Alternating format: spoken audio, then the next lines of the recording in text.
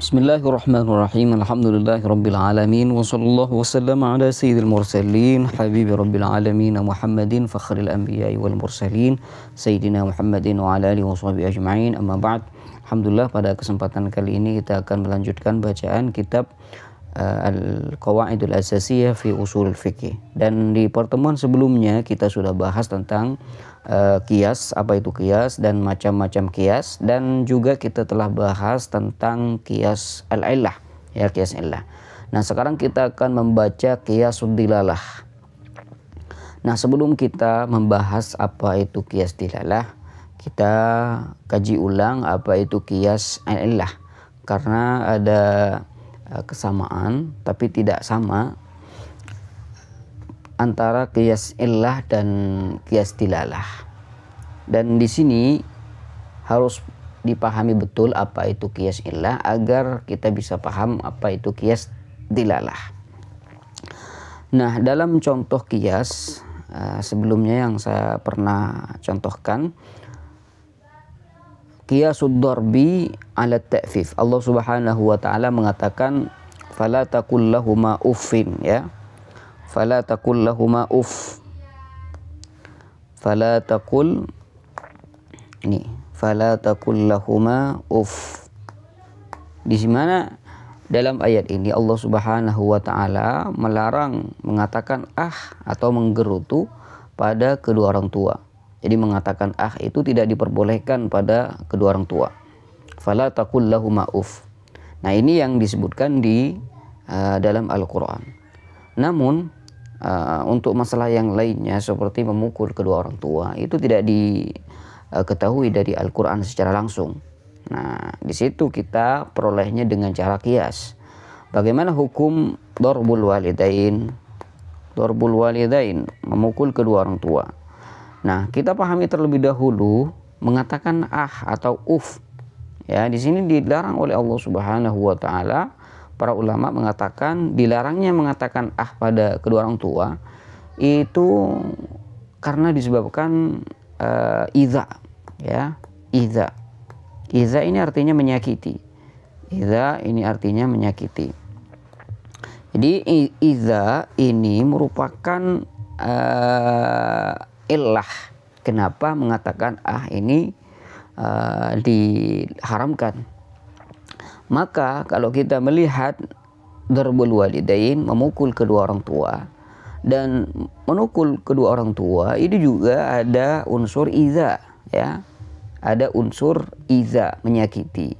Bahkan menyakiti, memukul itu lebih menyakiti daripada mengatakan ya.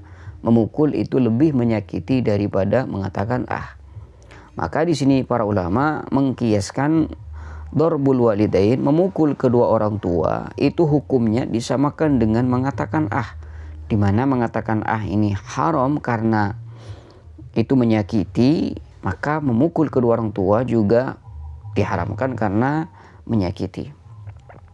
Maka di sini qiyas illah, apa maksud qiyas illah?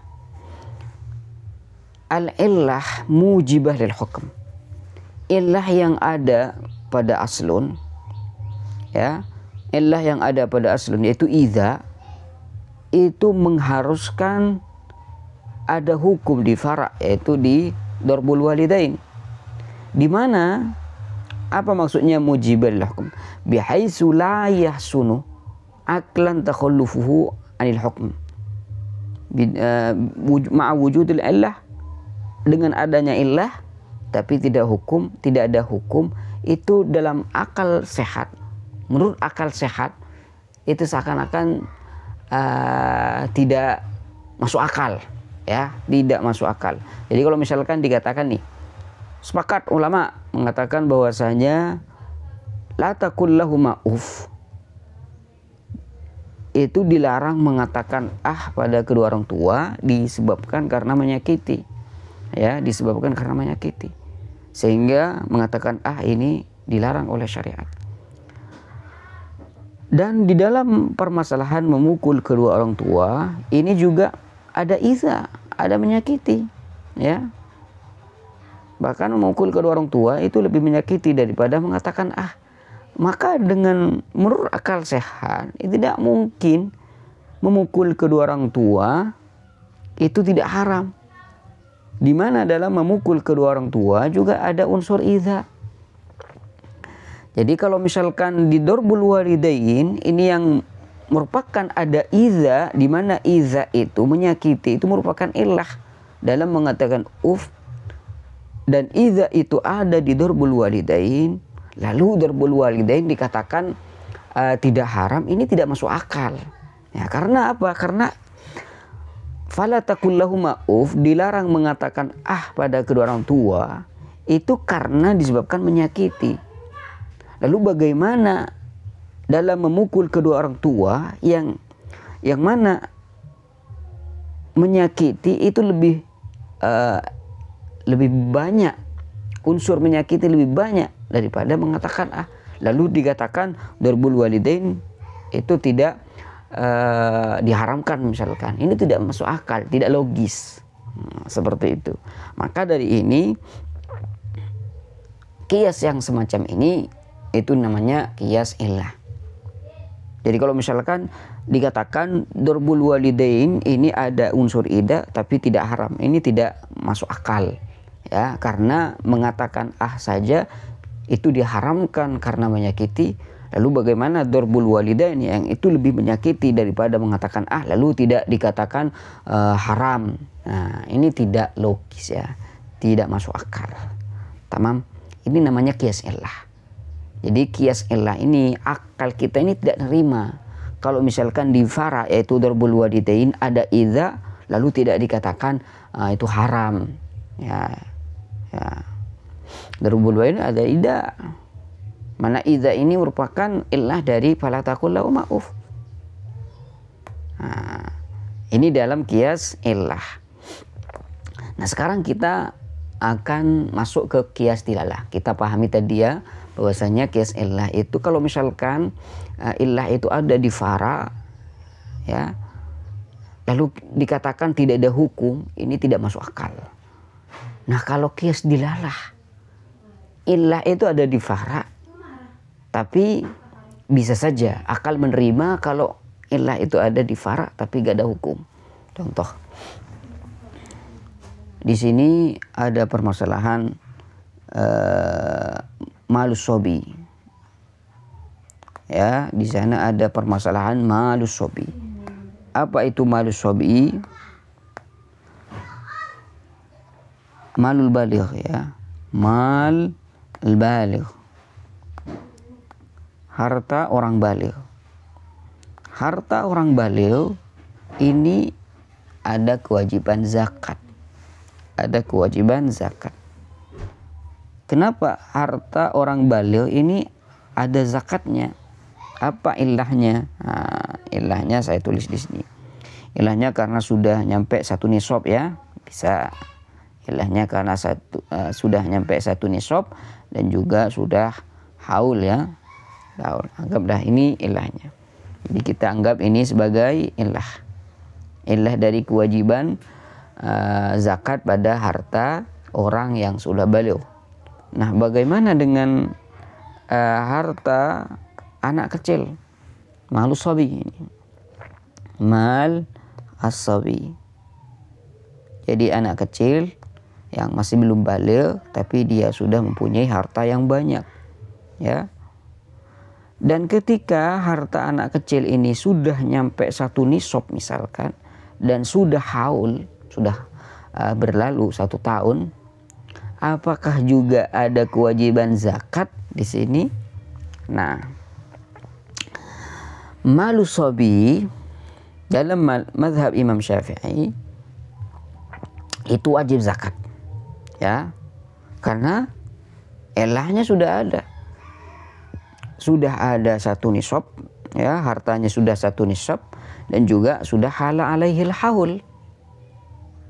Sudah ada haul di situ. Artinya sudah 1 tahun.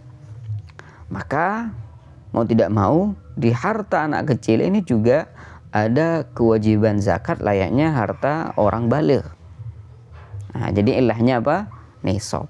Jadi malul baligh sama-sama sudah nyampe satu nisab. harta anak kecil juga nyampe 1 nisab. Maka di mana ada kewajiban zakat di malul baligh, maka di harta anak kecil juga ada kewajiban zakat, ya.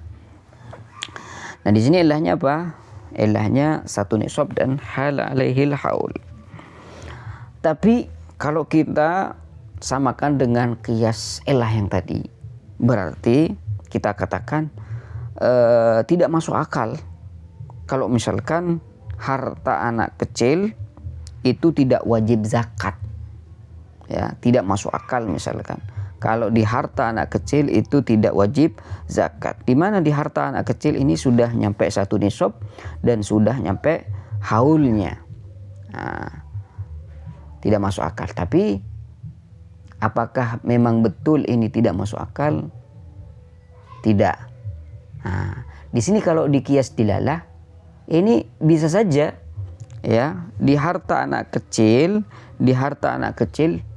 ini tidak ada kewajiban zakat, masuk akal walaupun nyampe 1 nisab dan sudah haul. Kenapa? Karena beda antara baligh dan sobi. Orang baligh ini kan mempunyai kewajiban furu syariah seperti sholat, ya, puasa, haji dan yang lainnya. Sedangkan anak kecil tidak mempunyai kewajiban sholat, tidak mempunyai kewajiban apalagi puasa. Nah, sehingga zakat pun tidak mempunyai kewajiban. Ya, karena zakat ini kaitannya dengan mukallaf. Anak kecil tidak mukallaf. Nah, maka walaupun ada 1 nisab di harta anak kecil, sudah hala alaihil haul, sudah sampai 1 tahun harta tersebut, maka tetap tidak wajib zakatnya. Karena tidak sama orang dewasa dan anak kecil. Orang dewasa mukallaf, anak kecil tidak mukallaf, ya. Tidak sama di sini. Sehingga karena ketidaksamaan ini tidak wajib zakat di harta anak kecil. Tamam. Jadi di sini ada illah pada malus sobi, yaitu berupa nisab dan haul, tapi tidak ada kewajiban zakat. Nah, ini bisa diterima dengan akal, ya, bisa diterima dengan akal, karena akal kita bisa menyikapi bahwasanya iya betul anak kecil gak ada kewajiban zakat karena memang anak kecil, masih kecil, walaupun dia hartanya banyak nyampe 1 nisab sudah hal alaihil haul, tapi kan dia masih kecil, ya, tidak mempunyai kewajiban furu' syariah seperti halnya orang yang sudah dewasa. Nah, bisa dikatakan seperti itu. Maka kalau kiasnya kias seperti itu, ini namanya kias dilalah. Jadi kiasnya itu al-illah ghairu mujibah. Illahnya ghairu mujibah, tidak mengharuskan ada hukum. Dalam artian ada illah di fara, ini namanya fara. Ada illah di fara yaitu berupa nisab dan haul, tapi qad takhallafal hukum. Hukum bisa saja berbeda di sini. Kenapa? Karena tidak sama antara orang dewasa dan anak kecil, ya. Jadi akal bisa nerima. Oh iya betul. Di sini walaupun jadi kata akal ini walaupun harta anak kecil ada nisabnya, ya, sudah ada haulnya, ya, ada illah lah gitu. Cuma tidak ada hukum, yaitu tidak ada kewajiban zakat karena beda antara orang dewasa dan anak kecil. Jadi akal bisa nerima. Oleh karena itu Imam Abu Hanifah mengatakan harta anak kecil itu tidak wajib zakat. Dalam mazhab Imam Syafi'i tetap wajib zakat, ya, tetap wajib zakat. Ya, ala kulli hal likullin mazhab, ya, setiap orang ada mazhabnya. Setiap orang punya pandangan masing-masing. Setiap imam punya pandangan masing-masing. Oke, kita sudah paham apa maksud dari qiyas dilalah. Jadi kesimpulannya, kalau qiyas illah itu, ya, illahnya itu mujibah. Illahnya itu mengharuskan ada hukum dalam fara, ya. Sedangkan qiyas dilalah tidak mengharuskan ada hukum dalam fara'nya. Apa maksud dari mengharuskan? Artinya akal sehat itu tidak menerima. Nah, kalau diartikan mengharuskan, jadi kias illah itu di fara, akal itu tidak nerima kalau misalkan di fara itu ada illah sedangkan tidak ada hukum. Contoh yang tadi, akal itu tidak nerima kalau misalkan memukul kedua orang tua yang mana di situ ada unsur menyakiti, ada ilahnya, tapi tidak dikatakan memukul itu haram misalkan, tidak dikatakan demikian. Ini akal tidak nerima, namanya kias illah. Kalau akal ini masih menerima, artinya ada illah di fara, cuma akal bisa menerima, hukum gak ada, ini namanya kias dilalah. Seperti kias malul baligh ala mal sabi. Dan kias yang kedua ini, kias yang dilalah ini, itu yang banyak dipakai oleh para fuqaha. Jadi jumlah atau kias-kias yang dipakai oleh para ulama ini rata-rata kias dilalah. Karena ilahnya ghairu mujibah. Artinya akal bisa nerima bahwasanya ada ilah di fara cuma gak ada hukum. Karena ada perbedaannya, fariknya. Ada perbedaannya. Bismillahirrahmanirrahim. Kita langsung baca teks dari ibarah beliau, qiyasud dilalah. Apa itu maksud dari qiyas dilalah?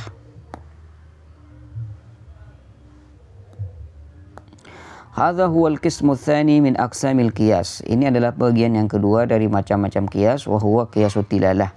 Ini adalah qiyas dilalah. Wa huwa istidlal bi ahadin nadhiraini 'ala al-akhar. Adalah mengambil dalil dengan salah satu dua permasalahan yang sama untuk diberikan hukumnya pada yang lain. Mengambil salah satu dengan dua permasalahan yang sama, yaitu malul baligh, malus sabi. Yang dimaksud ahadun nadhira ini adalah malul baligh, malul baligh. Alal akhar mal sabi. Ya, di contoh yang tadi ya. Wa huwa allazi lam yakun at-ta'lilu ya'ni al-illa fihi mujiban lil hukm.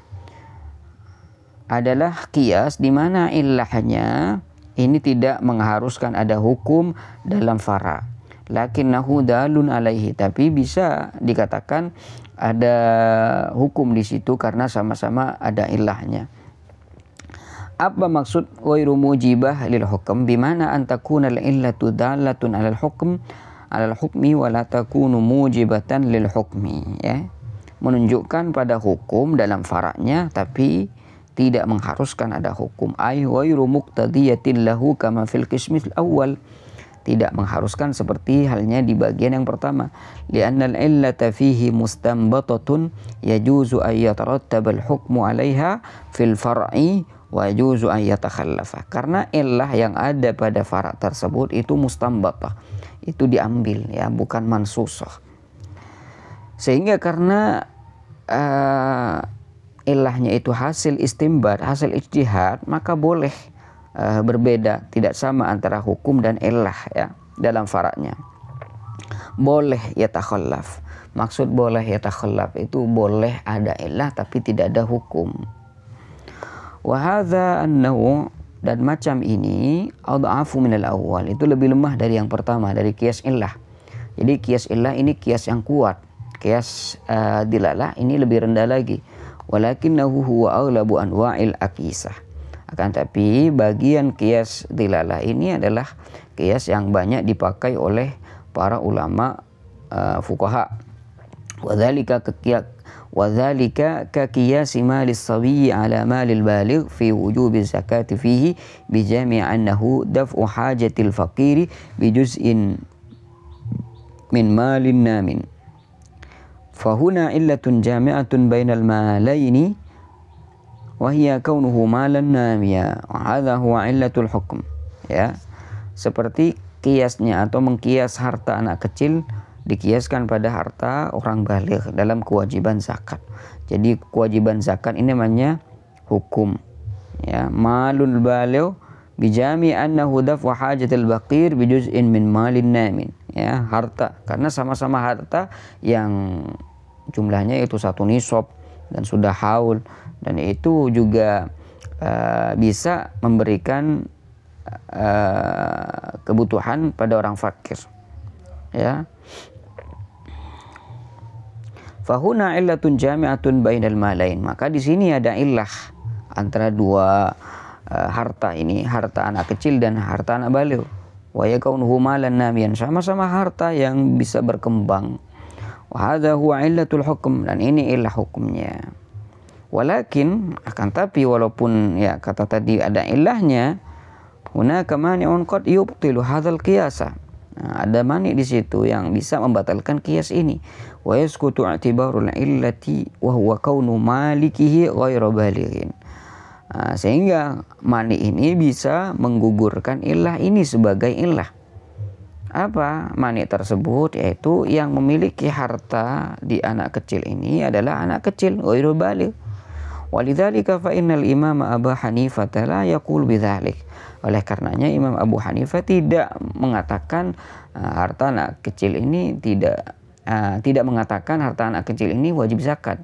Jadi Imam Abu Hanifah mengatakan harta anak kecil ini tidak wajib zakat. Wa yara annahu la tajibu zakatu fi mali as-sabi bil qiyas 'ala al-hajj, fa innahu yajibu 'ala al-baligh wa la yajibu 'ala as-sabi. Ya, di mana Imam Abu Hanifah sendiri tidak mengatakan wajib zakat di harta anak kecil dikiaskan pada haji. Haji tidak wajib pada fa innahu yajibu 'alal baligh wa la yajibu 'alas sabi. Haji itu wajib pada baligh, tidak wajib pada anak kecil. Allahumma shalli ala Muhammad wa ala ali Muhammad.